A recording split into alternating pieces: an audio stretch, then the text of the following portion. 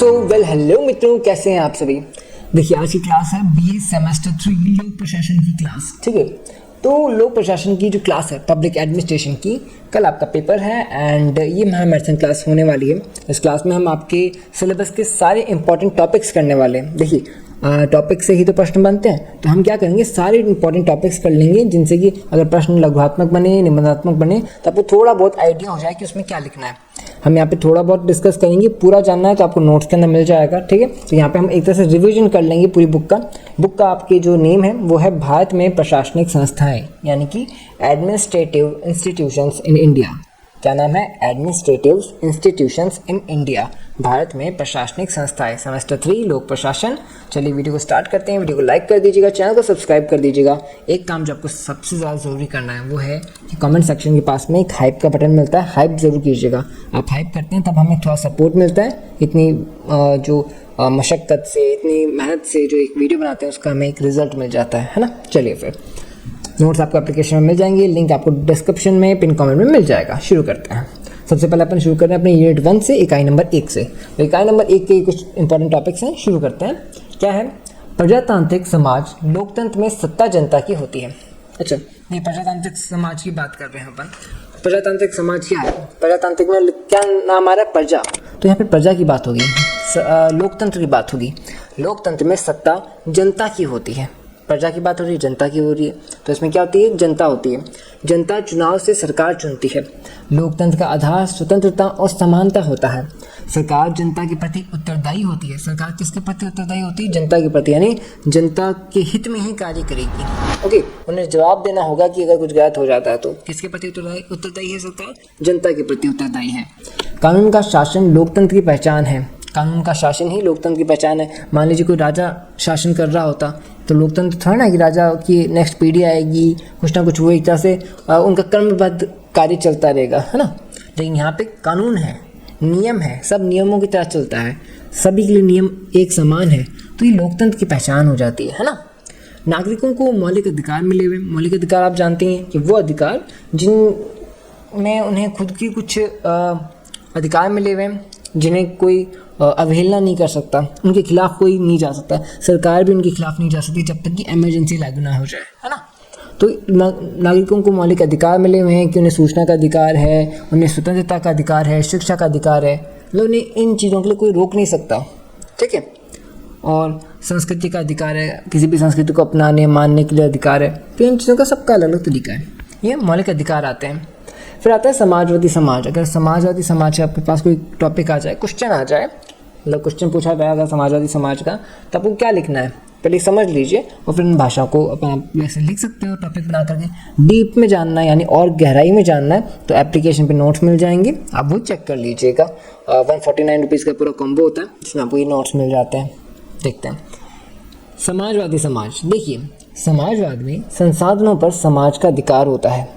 समाजवाद में क्या होता है? संसाधनों पर किसका अधिकार है? समाज का अधिकार है। लाइक संसाधन है अपना शिक्षा, तो उस पर किसका अधिकार होगा? समाज का अधिकार होगा।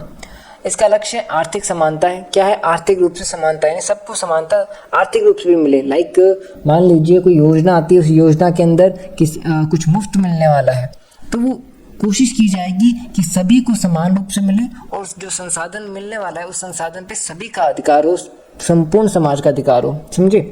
उत्पादन के साधन समाज के हित में उपयोग होते हैं। किसके हित में उपयोग होते हैं? समाज के हित में। राज्य अर्थव्यवस्था में हस्तक्षेप करता है। राज्य क्या करता है? अर्थव्यवस्था में हस्तक्षेप करता है, मतलब उसके अंदर भूमिका निभाता है। ठीक है, अहम रोल निभाता है। सामाजिक न्याय समाजवाद का उद्देश्य है। धन का समान वितरण किया जाता है। समाजवाद इज इक्वल टू समानता प्लस सामाजिक न्याय, मतलब समानता तो होनी चाहिए, साथ में सामाजिक न्याय भी होना चाहिए। अगर किसी के साथ क्या हो रहा है, भेदभाव हो रहा है या फिर किसी के साथ अन्याय हुआ है तो उसे न्याय भी मिलना चाहिए। सामाजिक तौर पर सबके बराबर न्याय मिलना चाहिए, किसी को कम ज़्यादा नहीं मिलना चाहिए। ठीक है, समझ रहे हो आप मेरी बात को?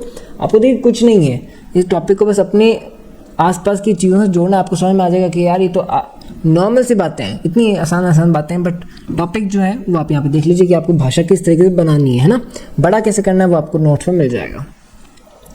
देखते हैं अगला है अपना भारत और लोकतांत्रिक समाजवादी राज्य। तो भारत और लोकतांत्रिक समाजवादी जो राज्य है इसके बीच में क्या संबंध है? देखिए भारत जो है एक लोकतांत्रिक समाजवादी गणराज्य है। क्या है? लोकतांत्रिक समाजवादी गणराज्य। जहाँ लोकतंत्र है मतलब कि कानून चलता है, लोकतंत्र कानून है। समाजवादी का मतलब क्या है? यहाँ पे समाज, जनता को अहमियत दी गई है। गणराज्य तो भाई एक ऐसा राज्य है जहाँ पर सभी को समानता है, सभी अलग अलग तरह के अधिकार हैं। गणराज्य है, ओके, इकट्ठा है, केंद्र के अंदर शक्ति है। ये हो गया लोकतांत्रिक समाजवादी गणराज्य।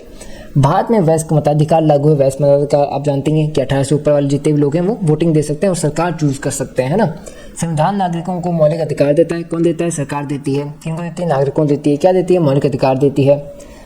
नीति निर्देशक सिद्धांत सामाजिक न्याय पर जोर देते हैं, ठीक है। स्वतंत्र न्यायपालिका संविधान की रक्षा करती है। न्यायपालिका क्या करती है?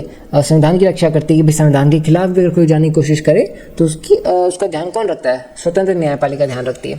42वें संशोधन से समाजवादी शब्द जोड़ा गया था। क्या है? समाजवादी जो शब्द है वो बाद में जोड़ा गया था। कब जोड़ा गया था?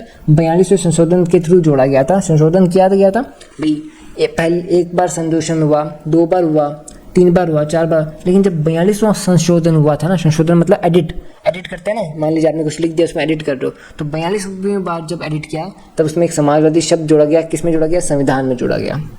तो भारत की परिभाषा क्या निकलती है कि लोकतंत्र भी है और समाजवाद भी है ना। ये क्या है? लोकतांत्रिक समाजवादी गणराज्य है। फिर आता है अपना अहस्तक्षेपवादी। इसमें एक सरकार का अहस्तक्षेप कम होता है, मतलब सही हस्तक्षेप कम होता है। अहस्तक्षेपवादी राज्य का मतलब है कि भाई सरकार जो है ना वो आपके रियल लाइफ में, आपकी पर्सनल लाइफ में उतना हस्तक्षेप नहीं करती है। हस्तक्षेप बहुत कम होता है, इसमें सरकार का हस्तक्षेप कम होता है। आर्थिक स्वतंत्रता को महत्व दिया जाता है, मतलब कि आपको आर्थिक स्वतंत्रता का महत्व है, आपको अपनी पूंजी इकट्ठा करने का महत्व है, आपको क्या बोलते हैं, पेंशन रखने का अधिकार है, आपको सैलरी से कुछ खरीदने का अधिकार है, मतलब आपको आर्थिक स्वतंत्रता का अधिकार है। निजी क्षेत्र को प्रोत्साहन मिलता है। बाजार व्यवस्था खुद संतुलन बनाती है। प्रतिस्पर्धा को विकास का आधार माना जाता है। राज्य का मुख्य कार्य कानून व्यवस्था है। अहस्तक्षेप मतलब कम सरकार का हस्तक्षेप, ठीक है। चलिए, मतलब सरकार इसमें बहुत कम हस्तक्षेप करता है।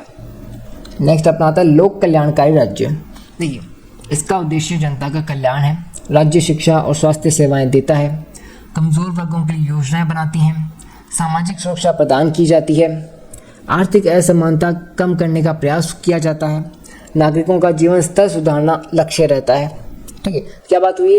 एक तो जनता का कल्याण हो रहा है, शिक्षा स्वास्थ्य की सेवाएं हो रही है, कमज़ोर वर्गों को ऊपर उठाने के लिए योजनाएं लेकर के आ रहे हैं। आर्थिक असमानता का मतलब हो गया, मान लीजिए किसी की सैलरी कम है, किसी की बहुत ज़्यादा है। अब जिसकी कम है उसको उस बराबर के लिए थोड़ा बहुत लाने के लिए क्या किया जाए भाई, उसको थोड़ी सी क्या बोलते हैं, आपकी कुछ ऐसी जगहों पर काम लगाया जाएगा जहाँ पे वो कम पढ़ा लिखा होने के बावजूद भी वो वहाँ पे काम कर ले, ताकि उसको थोड़ा सा बैलेंस किया जाए। या फिर उसको क्या बोलते हैं, छूट दी जाए करों के अंदर, कर के अंदर है, टैक्स के अंदर है, या फिर आप कह सकते हो किसी सामान के खरीदने में उसे छूट दी जाए। और आप क्या होता है ना, वो सब्सिडी दी जाती है, इस तरीके से उनको छूट दी जाती है। छात्रवृत्ति होती है, ये भी एक तरह का इसमें आ जाता है। तो नागरिकों का जीवन स्तर सुधारना ही इनका लक्ष्य होता है, ठीक है। जनता का विकास होता है। लोक कल्याणकारी राज्य। प्रशासकीय राज्य। देखिए, प्रशासकीय राज्य का मतलब है प्रशासन को महत्व देना, यानी कि जो सरकार की जो प्रशासन है, जो काम चला रहे हैं, जो काम कर रहे हैं, उसको महत्व ज़्यादा देना। नौकरशाही प्रशासन की मुख्य शक्ति होती है। नौकरशाही का मतलब हो गया जो काम कर रहे हैं ना, जितने भी एम्प्लॉयज़, सरकारी एम्प्लॉयज़ है ना, वो सब नौकरशाह हैं, ठीक है। किसके हैं? वो सरकार के नौकरशाह हैं, ओके। तो प्रशासन नीतियों को लागू करता है। प्रशासन यानी कि भाई संसद में जो बैठा है, लोकसभा में जो बैठा है, वो वहाँ पे नियमों को डिस्कस कर रहा है और नियमों को वहाँ से लागू कर रहा है। बट लागू होने के बाद में उसको इम्प्लीमेंट कौन करेगा, उसको संभालेगा कौन? वो करता है नौकरशाही, प्रशासन। योजनाओं का क्रियान्वयन प्रशासन करता है। प्रशासन विशेषज्ञता पर आधारित होता है। प्रशासन पर लोकतांत्रिक नियंत्रण आवश्यक है। प्रशासकीय राज्य इज इक्वल टू प्रशासन का विस्तार, मतलब कि प्रशासकीय राज्य मतलब प्रशासन का विस्तार होगा। लोक कल्याणकारी बनाम अहस्तक्षेपवादी राज्य। देखिए, अहस्तक्षेप राज्य में सरकार कम हस्तक्षेप करती है। लोक कल्याणकारी राज्य में सरकार सक्रिय होती है। अहस्तक्षेप में आर्थिक स्वतंत्रता अधिक होती है। लोक कल्याणकारी राज्य सामाजिक न्याय देता है। अहस्तक्षेप में निजी क्षेत्र प्रमुख होता है। लोक कल्याणकारी राज्य में सार्वजनिक सेवाएं अधिक होती है। तो अहस्तक्षेप का मतलब है कम सरकार का हस्तक्षेप, और लोक कल्याण का मतलब है ज़्यादा सरकार का हस्तक्षेप, ठीक है। मतलब सरकार की भूमिका कम ज़्यादा है इन दोनों के अंदर। फिर बात करते हैं लोकतंत्र में प्रशासन की भूमिका। देखिए, प्रशासन सरकार और जनता के बीच सेतु है। प्रशासन क्या है? सरकार और जनता के बीच की सेतु, मतलब कि आपको कोई काम कराना है, ठीक है, आप जनता हो, जनता क्या करेगी? जनता जाएगी ऑफिस के अंदर, ऑफिस में जाकर के वहाँ पे बताएगी सर मेरी ये मांग है, मुझे इस चीज़ की डिमांड है, आप फुलफिल करो। वो क्या करेंगे? वो एक रिपोर्ट तैयार करेंगे। रिपोर्ट तैयार करने के बाद में वो किसको भेजेंगे? सरकार को भेजेंगे ना। सरकार एक नियम निकालेगी कि हाँ भाई यहाँ पे रोड बनाने की आवश्यकता है, ठीक है, तो ये क्या काम कर रहे हैं? ये सेतु का काम कर रहे हैं, पुल का काम कर रहे हैं। कौन? प्रशासन। प्रशासन नीतियों को लागू करता है, विकास योजनाओं को संचालित करता है, प्रशासन जनहित को प्राथमिकता देता है, प्रशासन लोकतंत्र को प्रभावी बनाता है, प्रशासन से शासन की सफलता तय होती है, ठीक है। मतलब वो कितना काम कर रहा है? वो संचालित भी करता है, उसको प्राथमिकता देता है, जनहित के कल्याण को वो उसको संभालता है, उसकी सफलता पे ध्यान रखता है, उसको क्रियान्वयन करता है। प्रशासन पूरी तरीके से उसको संभाल करके उसको सक्सेस करने की जिम्मेदारी उठाता है। समझे? सही बात है। चलिए, राजनीतिक दल। राजनीतिक दल बहुत ईजी है, पॉलिटिकल पार्टी की बात हो रही है। तो राजनीतिक दल लोकतंत्र का आधार है। ये चुनावों के माध्यम से सत्ता प्राप्त करते हैं, ये जनता के विचारों का प्रतिनिधित्व करते हैं। अब देखिए, ये क्वेश्चन जो है आपके लघुत्मक निम्नात्मक जब आप लिखोगे तब आपको याद आने के लिए इस तरीके से बनाए हैं मैंने, ताकि आप कुछ लाइन्स याद कर सको, आपका रिवीजन हो जाए। आप कई जने कह सकते हो कि भैया छोटे बहुत हैं, छोटे इसलिए कहें कि भाई आपका रिवीजन करा रहा हूँ मैं। अगर वरना बड़ा कराने बैठूंगा तो आपके एक क्वेश्चन कंप्लीट नहीं होगा, क्योंकि निबंधात्मक तो आपके 6 पन्नों के होते हैं, है ना। दैट्स वाई हमने छोटे छोटे करके आपको पूरे टॉपिक कवर कराने की कोशिश की है कि थोड़ा बहुत ही सही आप हर टॉपिक को जान जाओ कि उस टॉपिक में है क्या, और आपका रिवीजन हो रहा है तो और भी बढ़िया बात है, ठीक है। अब इसमें फ़ायदा मैं बताता हूँ क्या है। लघुत्मक निबंधात्मक में तो आप लिख ही सकते हो कि यहाँ से आपको लाइन्स टॉपिक्स पता चल रहा है, पॉइंट पता चल रहा है। अब ये फ़ायदा आपका मेनली होगा उसमें फिलिंग द ब्लैंक्स और एमसीक्यूज में। लाइक आपकी क्वेश्चन बन सकता है, राजनीतिक दल लोकतंत्र का क्या है? आधार है, या फिर राजनीतिक दल का आधार है किसका? लोकतंत्र का आधार है। यानी कि यहाँ पे क्वेश्चन आपके फिलिंग द ब्लैंक्स में आ सकते हैं, एमसीक्यूज में आ सकते हैं, ये यहाँ पे क्वेश्चन बन सकते हैं, है ना। तो आते हैं अपन वहीं पे। सरकार की नीतियों को प्रभावित करते हैं, जनता और सरकार के बीच सेतु बनते हैं, लोकतांत्रिक प्रक्रिया को सक्रिय करते हैं, ठीक है। राजनीतिक दल का मतलब है चुनाव और सत्ता, चुनाव करके सत्ता तक पहुंचना, और वही सत्ता हम पर राज करती है, हमारे कार्यों को फुलफिल करने का वादा करती है। दबाव समूह। दबाव समूह क्या है? देखिए, दबाव समूह विशेष हितों के संगठन होते हैं। ये सरकार की नीतियों को प्रभावित करते हैं, जनमत निर्माण में भूमिका निभाते हैं, सामाजिक वर्गों की समस्याएं उठाते हैं, शांतिपूर्ण तरीकों से दबाव डालते हैं, लोकतांत्रिक व्यवस्था को सक्रिय रखते हैं। दबाव समूह इज इक्वल टू नीति पर दबाव। अब मैं बताता हूँ दबाव समूह का मतलब क्या है। मान लीजिए सरकार, कोई भी एक पार्टी है, वो सरकार बनी हुई है, मतलब अभी पावर के अंदर है, ठीक है। अब वो पावर के अंदर तो उन थोड़ी सी ढिलाई भी कर सकते हैं, मतलब कोई ना कोई मान लीजिए ढिलाई कर दें या फिर कोई गलत रूल निकाल दें, तो सामने वाली जो पार्टी है, जो कहते हैं विपक्ष पार्टी या फिर कोई दूसरी ऐसी पार्टी, वो मिलकर के इकट्ठा होती है, या फिर कुछ लोग इकट्ठा होते हैं, कोई दल ग्रुप है, कुछ भी इकट्ठा होता है, वो एक दबाव समूह बनाते हैं। यानी कि वो दबाव देते हैं उस रूलिंग पार्टी की ओर, जो अभी रूल कर रही है, जो पावर के अंदर है, उसके ऊपर कि भाई नहीं, ये कानून आप चेंज करो, या फिर आप ये कानून लेकर के आओ, या फिर आपको ऐसा करना चाहिए। वो दबाव बनाती है, और दबाव बनाने से क्या होता है भाई, सामाजिक वर्गों की समस्याएं उस रूलिंग पार्टी तक पहुंचती है, शांतिपूर्ण तरीकों से कार्य किया जाता है, लोकतांत्रिक व्यवस्था को सक्रिय रखा जाता है, यानी लोकतंत्र की जो आवाज़ है वो सरकार तक पहुंचाई जाती है, ठीक है। चलिए, समझ में आया? Very good. अब आते हैं इकाई नंबर 2 की और यूनिट नंबर 2 का। तो यूनिट नंबर 2 का अपन फटाफट से टॉपिक देख लेते हैं। सरकार का संगठन। देखिए, सरकार राज्य की प्रशासनिक व्यवस्था होती है। क्या होती है? प्रशासनिक व्यवस्था। शासन संचालन के लिए संस्थाएं बनाई जाती है। सरकार 3 अंगों से मिलकर बनी होती है, ये अंग मिलकर शासन चलाते हैं, ठीक है। शक्तियों का संतुलन लोकतंत्र की विशेषता है।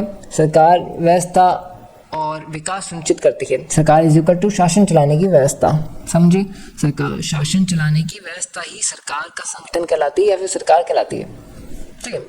अब मैंने जो बताई आपकी 3 अंग हैं सरकार के, तो क्या है? व्यवस्थापिका है, कार्यपालिका है, न्यायपालिका है। तो हम पहले देखते हैं व्यवस्थापिका क्यों, यानी कि जो काम संभालती है इन चीज़ों को, व्यवस्था करती है, नाम में व्यवस्था लिखा है। तो देखिए, लेजिस्लेचर का जो अपना व्यवस्थापिक है उसको पढ़ते हैं।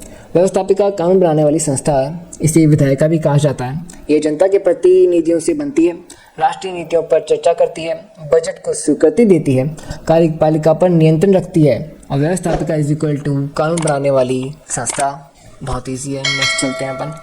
आप आराम से खुद पढ़ोगे ना, याद हो जाएंगे। करना क्या है, ये वीडियो कंप्लीट होने के बाद में खुद से एक बार पढ़ लेना। मैं कहता हूँ बढ़िया नंबर आ जाएंगे अगर आप ध्यान से इस पूरे को पढ़ के जाते हो, ठीक है। हाँ, डीपली आपको खुद बनाना पड़ेगा, और आप नहीं बना पा रहे हो तो मैं आपको बहुत अच्छा आइडिया दे रहा हूँ कि आप एप्लीकेशन डाउनलोड करो। 149 रुपीज़ का ऑल इन वन कोर्स है, उसको एक बार बाय कर लो एंड उसमें आपको ये नोट्स मिल जाएंगे अगर आपको इतनी दिक्कत आ रही है तो।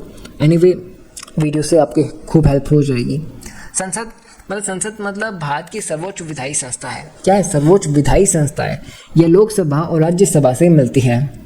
संसद कानून बनाती है, राष्ट्रीय बजट पारित करती है, सरकार के कार्यों की समीक्षा करती है और लोकतंत्र को मजबूत बनाती है। संसद is equal to Lok Sabha plus Rajya Sabha. ये किससे बनी है? लोकसभा प्लस राज्यसभा से बनी है। कार्यपालिका यानी कि एग्जीक्यूटिव। देखिए, कार्यपालिका कानूनों को लागू करती है, यह प्रशासनिक कार्यों का संचालन करती है। राष्ट्रपति इसका संवैधानिक प्रमुख होता है, प्रधानमंत्री वास्तविक प्रमुख होता है, मंत्रिपरिषद शासन चलाते हैं, सरकारी योजनाओं का क्रियान्वयन किया जाता है। यानी कि कार्यपालिका का मतलब क्या है? कानून को लागू करने वाली संस्था या फिर कानून को लागू करने वाला ग्रुप कौन है? कार्यपालिका है। नाम में कार्य है तो ये कार्य करते हैं। कार्यपालिका का और व्यवस्थापिका का संबंध क्या है? देखिए, व्यवस्थापिका कानून बनाती है, कार्यपालिका कानून लागू करती है। दोनों एक दूसरे के पूरक हैं, यानी कि मतलब दोनों एक दूसरे के अपोजिट नहीं है, ये दोनों एक दूसरे पर निर्भर है। अगर कानून बनाएगा ही नहीं तो कानून लागू कैसे होगा? वही बात हो रही है, ठीक है। ये पूरक हैं एक दूसरे के, एक दूसरे पर डिपेंड करते हैं। मंत्रिपरिषद संसद के प्रति उत्तरदायी होती है। प्रश्नकाल से सरकार पर नियंत्रण होता है। अविश्वास प्रस्ताव से सरकार हट सकती है। भाई, विपक्ष पार्टी या फिर कुछ ग्रुप मिलकर के अविश्वास प्रस्ताव लेकर के आते हैं, जिसके अंदर वो एक मतलब एक रेशियो होता है, एक परसेंटेज होता है, उस परसेंटेज के हिसाब से वो साइन करते हैं और उस पर नोटिस जारी करते हैं कि नहीं, हमें ऐसा लगता है कि सरकार ये गलत निर्णय कर रही है और इन सरकार को गिर जाना चाहिए, सरकार हट जानी चाहिए। वो साइन जो है वो कुछ एक परसेंटेज होता है, उस परसेंटेज से ऊपर अगर आ जाते हैं तो सरकार हटा दी जाती है, सरकार हट जाती है, ठीक है। तो इसे क्या बोला जाता है? इसे अविश्वास का प्रस्ताव बोला जाता है। तो कानून बनाना इज इक्वल टू संसद, कानून लागू करना इज इक्वल टू सरकार, यानी कि आपके व्यवस्थापिका, कार्यपालिका, सॉरी। चलिए फिर न्यायपालिका क्यों होता है? यानी कि जुडिशरी। जुडिशरी का मतलब होता है अपने न्याय। जुडिशरी क्या नाम है? जुडिशियरी। तो ये न्यायपालिका न्याय प्रदान करती है। क्या करती है? न्याय का कार्य करती है। न्याय का मतलब आप समझते हैं, न्याय का मतलब है कि आपके बीच में कोई लड़ाई होगी तो लड़ाई के बीच में सुलझाना कि कौन जीता है कौन हारा है। मजाक करो। न्यायपालिका का मतलब सीधा सा कि भाई न्याय प्रदान करना। किसी का गलत हुआ है तो उसे उसको न्याय देना, उसको उसके सही उचित जो डिमांड है वो डिमांड तक देना, और किसी ने गलत किया है उसको सज़ा देना, ठीक है। तो सही को सही साबित करना और गलत को गलत साबित करना ये न्यायपालिका का काम होता है। एंड उसके अनुसार उनको दंड देना, पुरस्कृत करना ये न्यायपालिका का काम होता है। न्यायपालिका कानून की व्याख्या करती है, नागरिकों के अधिकारों की रक्षा करती है, संविधान की सर्वोच्चता बनाए रखती है, विवादों का समाधान करती है। लोकतंत्र का महत्वपूर्ण स्तंभ क्या है? न्यायपालिका है, यानी कि न्याय देने वाली, ठीक है। चलिए फिर नेक्स्ट अपना supreme court. Supreme court Bharat का सर्वोच्च न्यायालय है। इसमें मुख्य न्यायाधीश और अन्य न्यायाधीश होते हैं। न्यायाधीशों की नियुक्ति राष्ट्रपति करता है। यह संविधान की रक्षा करता है। इसके निर्णय अंतिम होते हैं। सभी न्यायालय इसके अधीन होते हैं, यानी कि सुप्रीम कोर्ट यानी कि इक्वल टू सर्वोच्च न्यायालय। सुप्रीम कोर्ट की कार्य संविधान की व्याख्या करता है, मौलिक अधिकारों की रक्षा करता है, राज्यों के विवादों का समाधान करता है, उच्च न्यायालय के फैसलों पर अपील सुनाता है, राष्ट्रपति को सलाह देता है और न्यायिक समीक्षा करता है। यानी कि supreme court is equal to अधिकारों का रक्षक। कार्यपालिका के प्रकार। देखिए, कार्यपालिका दो प्रकार की होती है। राजनीतिक कार्यपालिका नीति बनाती है और स्थायी कार्यपालिका प्रशासन चलाती है। कितने प्रकार हुए? पहले तो स्थायी कार्यपालिका और राजनीतिक कार्यपालिका, ठीक है। एक नीति बनाती है, एक प्रशासन चलाती है। मंत्री राजनीतिक कार्यपालिका होते हैं और अधिकारी स्थायी कार्यपालिका होते हैं। दोनों मिलकर शासन चलाते हैं। राजनीतिक मतलब मंत्री, स्थायी मतलब अधिकारी। स्थायी मतलब वो जो एग्जाम दे करके पास होकर के आया है, और राजनीतिक वो हुआ जो 5 साल के लिए अपने चुनाव जीत करके वहाँ आया है। आई बात समझ में? बहुत बढ़िया बात है। चलिए फिर न्यायपालिका की भूमिका। न्यायपालिका नागरिकों की रक्षा करती है, संविधान की सर्वोच्चता बनाए रखती है, कानून की व्याख्या करती है, प्रशासनिक निर्णयों की समीक्षा करती है। न्यायिक समीक्षा का अधिकार होता है लोकतंत्र को स्थिर बनाना। चलिए, यह है अपना न्यायिक भूमिका। आते हैं न्यायिक पुनरावलोकन। इंपॉर्टेंट क्वेश्चन है, इसको देखते हैं। न्यायिक पुनरावलोकन न्यायपालिका की शक्ति है। इससे कानून की वैधता जांच की जाती है। असंवैधानिक कानून निरस्त किए जा सकते हैं, यानी कि ऐसा कानून जो संविधान के विरुद्ध बन गया है उसको निरस्त यानी कि कैंसिल किया जा सकता है, हटाया जा सकता है, डिलीट किया जा सकता है। तो डिलीट का मतलब कोई ऐसे कंप्यूटर से डिलीट नहीं है, इसका मतलब है कि आपके संविधान से निकाला जा सकता है, हटाया जा सकता है, मिटाया जा सकता है। तो संविधान की रक्षा होती है, नागरिक अधिकार सुरक्षित रहते हैं। इट्स अ जुडिशियल रिव्यू यानी कि कानून की जांच। न्यायपालिका के संगठन, तो देखिए भारत में एकीकृत न्याय एक प्रणाली है। सुप्रीम कोर्ट सर्वोच्च स्तर है, राज्य में उच्च न्यायालय होते हैं, जिला स्तर पर अधीनस्थ न्यायालय होते हैं। संविधान इनकी संरचना तय करता है। न्याय व्यवस्था व्यवस्थित रहती है, यानी कि supreme district, supreme court, high court, district court, ये समझे आप, ये कोर्ट होता है ना, न्यायालय होते हैं, उनका सीक्वेंस सही है। नेक्स्ट अपना संसद द्वारा नियंत्रण। देखिए संसद कार्यपालिका पर नियंत्रण रखती है। प्रश्नकाल में प्रश्न पूछे जाते हैं। संसदीय चर्चा से नीतियों की समीक्षा होती है। कटौती प्रस्ताव बजट को प्रभावित करता है। अविश्वास प्रस्ताव सरकार गिरा सकता है, इससे उत्तरदायी सुनिश्चित होता है। संसद इज इक्वल टू सरकार का नियंत्रण। एक तरह का डीप पॉइंट है, इसको आप पढ़ सकते हो अपने नोट्स के अंदर, आप पढ़ सकते हो। नोट्स अगर आपके पास अवेलेबल है, एप्लीकेशन पे वैसे है, आप जाकर के चेक कर लीजिएगा, तो वहाँ पे आपको ये डीप में मिलेगा आंसर, संसद द्वारा नियंत्रण। अगर आपके पास कोई स्टडी मटेरियल है तो उसमें आप ये क्वेश्चन रेडी कर लीजिएगा, संसद द्वारा नियंत्रण, ठीक है। देन इकाई नंबर 3 की बात करते हैं, यानी यूनिट नंबर 3 की इंपॉर्टेंट टॉपिक्स। देखिए इस सेमेस्टर में हम इतना बेस्ट तरीके से नहीं पढ़ा पा रहे हैं, जस्ट बिकॉज ऑफ कि इस बार सेमेस्टर्स बहुत जल्दी आ गए। जल्दी का मतलब है कि हम तैयार नहीं थे एंड अचानक से एग्जाम्स आ गए, बट नेक्स्ट सेमेस्टर के लिए हम तैयार हैं, अभी से ही तैयार हैं, अभी से हमारी प्रिपरेशन शुरू हुई नेक्स्ट सेमेस्टर्स के लिए। तो नेक्स्ट सेमेस्टर में हम इससे बेहतर करेंगे 100% ठीक है। तो वीडियो को लाइक कर दीजिएगा, चैनल को सब्सक्राइब कर दीजिएगा और अपने दोस्तों के साथ शेयर भी कर दीजिएगा, प्यारा सा कमेंट कर दीजिएगा ताकि हम समझ सकें कि आपको क्लास कैसी लग रही है, ठीक है। चलिए फिर नेक्स्ट चलते हैं अपन लोकतांत्रिक प्रशासन। देखिए लोकतांत्रिक प्रशासन जनता के हित में काम करता है। प्रशासन जनता के प्रति उत्तरदायी होता है। प्रशासन सरकार और जनता के बीच सेतु है, यह है लोकतांत्रिक प्रशासन। और वहीं अपन बात करें लोकतांत्रिक प्रशासन के लक्षण, तो देखिए प्रशासन में पारदर्शिता होती है। क्या होती है? पारदर्शिता, यानी कि आप इस तरफ क्या रहा हो उस तरफ क्या रहा हो, दोनों तरफ देख सकते हो, कौन गलत क्या कर रहा है, कौन सही कर रहा है, आपको सब पता चलता है। प्रशासन उत्तरदायी होता है, नागरिकों की भागीदारी होती है, कानून का शासन लागू होता है।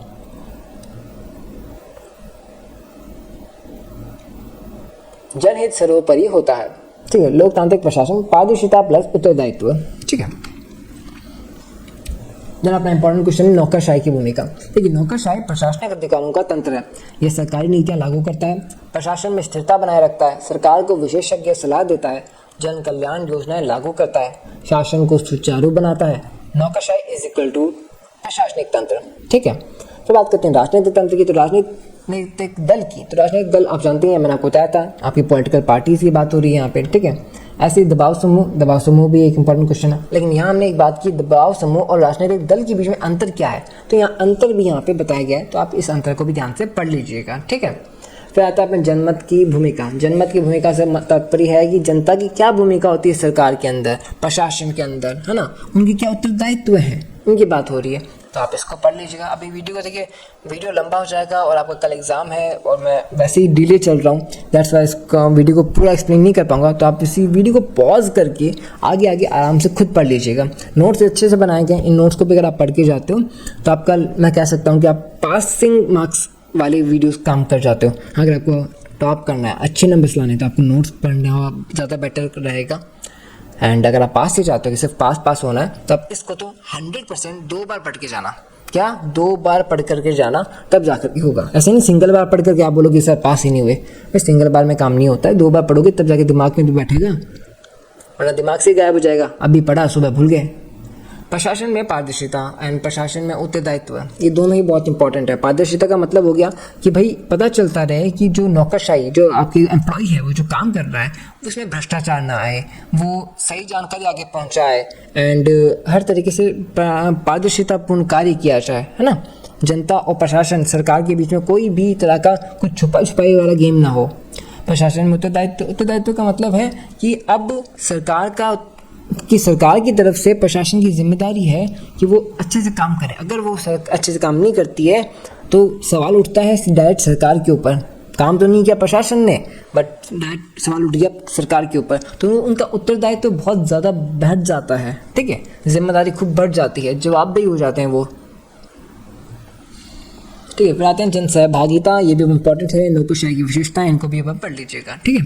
प्रशासन में निष्पक्षता, तो निष्पक्षता का मतलब भी वही है कि भाई भ्रष्टाचार को हटा करके काम करना, पक्षपात को दूर रख करके काम करना और कानून के आधार पर निर्णय लेना, सामाजिक न्याय को सुनिश्चित करना, मतलब पक्षपात नहीं करना और निष्पक्षता से कार्य करना। निष्पक्षता का मतलब है किसी के साथ भी भेदभाव नहीं और सही को सही बताना, गलत को गलत बताना, निष्पक्ष रहना, ठीक है, किसी के पक्ष में एक्स्ट्रा ना बोलना, ठीक है। देन आता है प्रशासन में दक्षता। दक्षता का मतलब है कि आपकी कितनी कुशलता है, कि आप कितने परफेक्ट हो उसके, आप उसको कार्य को संभाल सकते हो, कितने सफल हो, ठीक है। देन बात करेंगे यूनिट नंबर 4 के बारे में, इकाई नंबर 4। तो इकाई नंबर 4 की भी कुछ इंपॉर्टेंट टॉपिक्स कुछ इसी प्रकार से रहने वाले हैं, जिनमें वित्त आयोग के कार्य, दोनों ही इंपॉर्टेंट क्वेश्चन है। मैं कह रहा हूँ 100 इंपॉर्टेंट क्वेश्चन है, वित्त आयोग और वित्त आयोग के कार्य दोनों ही अच्छे से देख करके जाना, ठीक है। वैसे आपके नीति आयोग है और नीति आयोग का महत्व है। अब मुझे क्या लगता है, मेरा मानना ऐसा है कि इनमें से एक क्वेश्चन आपका लघुत्मक में आ जाएगा और एक क्वेश्चन आ जाएगा आपके निबंधात्मक में, है ना। वित्त आयोग शायद लघुत्मक में पूछ ले और नीति आयोग शायद निबंधात्मक में पूछ ले, तो इंपॉर्टेंट क्वेश्चन है दोनों ही, इनको तो रट करके चले जाना।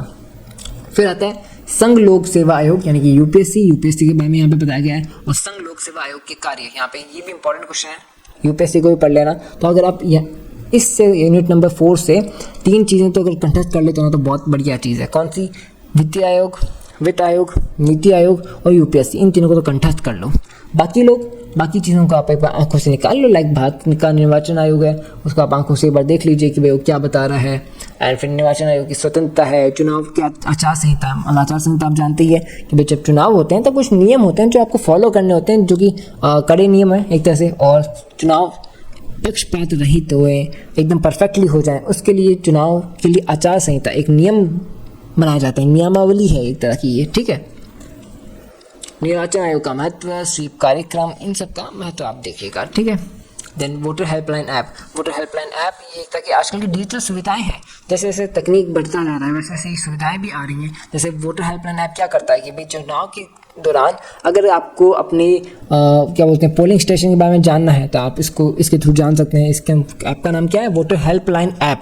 आपको क्या करना है, आपको बस अपना ऐप डाउनलोड करना है, उसमें लॉगिन करना है, लॉगिन करने के बाद अपनी वोटर आईडी को स्कैन कीजिएगा या फिर अपना नाम डालिएगा, आपका पोलिंग स्टेशन कहाँ पे, आपका वोट कहाँ डलेगा आपको मालूम पड़ जाएगा, ठीक है। एंड बहुत सी सुविधाएं ये वोटर हेल्पलाइन ऐप प्रोवाइड कराता है। निर्वाचन साक्षरता का क्लब है, इस तरह की चीज़ें बनाई गई हैं। वैसी बात आती है यूनिट नंबर 5 इकाई नंबर 5 के बारे में, ठीक है। वीडियो को लाइक कर देना, चैनल को सब्सक्राइब कर देना, ठीक है। तो देखिए केंद्रीय समाज का कल्याण मंडल, केंद्रीय सूचना आयोग, ये बहुत ही अच्छे क्वेश्चन हैं, इनको भी आप देखिएगा। लेकिन मेरे को जो इंपॉर्टेंट लग रहा है वो है एक तो राष्ट्रीय मानवाधिकार का आयोग। क्या? राष्ट्रीय मानवाधिकार आयोग, इसको बहुत अच्छे से पढ़ के जाइएगा यूनिट नंबर 5 से, राष्ट्रीय मानवाधिकार आयोग, इसको यहाँ पे आप पढ़ लीजिएगा। अगर आपको डीप में जानना है तो एप्लीकेशन पे नोट्स मिल जाएंगे, ठीक है। बहुत ही कम रुपए में है भाई, आपका मोबाइल का रिचार्ज होता है 250-300 का, तो यहाँ पे मैं 150 रुपये का ही चार्ज कर रहा हूँ, जस्ट बिकॉज हमें अपना सर्वर, हमारा जो कॉस्ट आती है इन सबको बनाने की, बस कॉस्ट निकल जाए इतना ही चार्ज कर रहे हैं, वरना चार्ज करने को मैं 250-300 कितने चार्ज कर सकता था, चाहे आप ना खरीदो तो भी मैं प्राइस क्यों डाउन करता, बट नहीं, मैंने इतना ही प्राइस रखा जितने से हमारा सर्वर चल जाए, हमें अपना प्रॉफिट नहीं लेना अभी, ठीक है।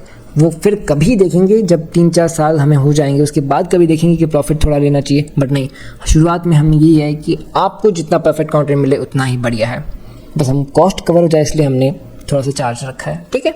तो बात करें रिजर्व बैंक है, राष्ट्रीय मानवाधिकार आयोग है, एंड एक और जो इंपॉर्टेंट है जो आप कर लीजिएगा, केंद्रीय सतर्कता का आयोग और प्रशासनिक संस्थाओं का महत्व। कौन सा इंपॉर्टेंट है इसमें? प्रशासनिक संस्थाओं का महत्व इंपॉर्टेंट है, ठीक है। फिर प्रशासनिक संस्थाओं का महत्व है, विशेषताएं, ये दोनों सिमिलर क्वेश्चन है, महत्व और विशेषताएं सिमिलर है। और उसी के अंदर एक और क्वेश्चन बन जाता है चुनौतियां, ठीक है। मान लो आपसे क्वेश्चन एक इंपॉर्टेंट बड़ा क्वेश्चन पूछा जा सकता है कि प्रशासनिक व्यवस्थाओं की विशेषताएं बताते हुए इनकी चुनौतियां बताएं, तो आप चुनौतियां बताओगे और विशेषताएं बताओगे, ठीक है। दोनों ही इंपॉर्टेंट क्वेश्चन मिक्स होकर के आ जाते हैं। और मैंने आपको बताया कि राष्ट्रीय मानवाधिकार आयोग, ये तो बहुत इंपॉर्टेंट है, इसको देख ही लीजिएगा आप, ठीक है। एंड मानवाधिकार आयोग का संगठन है, रिजर्व बैंक का महत्व, इस तरह के इंपॉर्टेंट क्वेश्चन आपके बन जाते हैं। तो इस क्लास में हमने आपकी सेमेस्टर 3 के पब्लिक एडमिनिस्ट्रेशन, आपकी जो लोक प्रशासन है उसके इंपॉर्टेंट क्वेश्चन जाने हैं। टाइम कम था, इस वजह से मैं आपको पूरी तरीके से समझा नहीं पाया, वरना लिटरली कहता हूँ मैं अच्छे से वीडियो क्लासेस लाता। और अगले सेमेस्टर में तो पक्का मेरा वादा है कि हर यूनिट की रेगुलर क्लास आएगी, हर यूनिट को अच्छे से समझाया जाएगा, हर यूनिट की रेगुलर क्लास आएगी, हर यूनिट को अच्छे से समझाया जाएगा, पूरे नोट्स मिलेंगे आपको। तो अगले सेमेस्टर के लिए तो बहुत अच्छी प्लानिंग है हमारी, बट इस सेमेस्टर में इतना ही हो पाया। थैंक यू आप सभी का कि आपने इतना लिटरली इतना सपोर्ट किया। So thank you very much. And एक बार फिर जुड़े रहिए MGC मितादा के साथ। आप फिर मिलेंगे एक नए सेमेस्टर में एक नई क्लास के साथ। आपका अपना स्टडी मित्र MGSU मितादे। राधे राधे, धन्यवाद।